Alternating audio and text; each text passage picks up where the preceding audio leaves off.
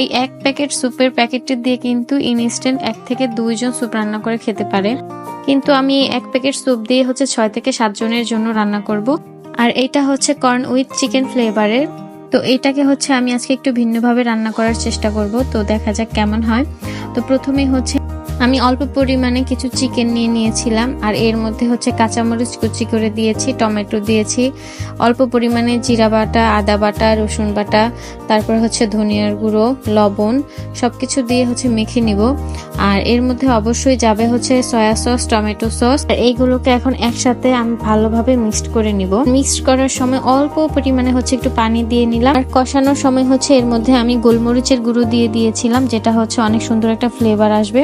আর কেটে রেখেছিলাম আগে থেকে বাঁধাকপি আর ফুলকপি, ওই দুইটা এখন দিয়ে দিলাম। আর এই সবগুলোকে এখন একসাথে আমি কষিয়ে নিব।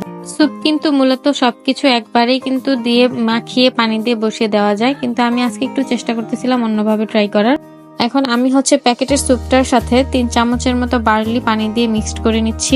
স্যুপটার মধ্যে কিন্তু অনেক সুন্দর একটা ফ্লেভার আছে, চিকেন ফ্লেভার, কিন্তু এর সাথে যেহেতু আমি ভেজিটেবল অ্যাড করলাম, তাই ভেজিটেবল স্যুপেরও একটা টেস্ট পাওয়া যাবে।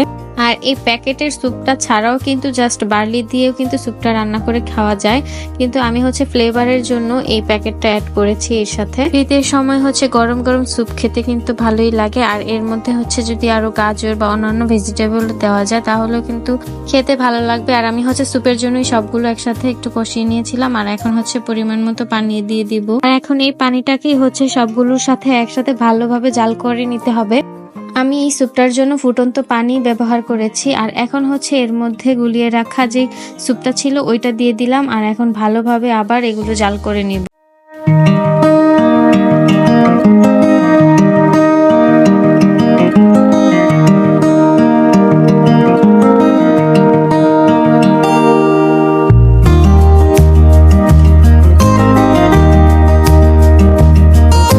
এখন স্যুপটা কিন্তু অলমোস্ট ডান। এখন জাস্ট একটা ডিম আমি এর মধ্যে ফেটে ভালোভাবে মিক্সড করে দিয়ে দিব।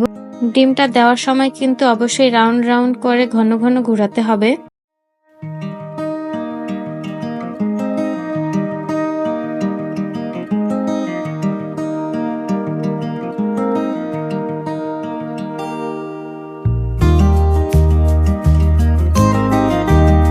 আর এই স্যুপটার মধ্যে আমি একটু লেবু পাতা ব্যবহার করব। লেবু পাতাটা দিলে একটু থাই থাই একটা ফ্লেভার আসে, খেতে অনেক ভালো লাগে। লেবু পাতাটা দেওয়ার জন্য কিন্তু এখানে ফ্লেভারটাই একদম অন্য মাত্রায় চলে গিয়েছে, যার জন্য খেতেও কিন্তু অনেক মজা লাগবে, দারুণ হবে।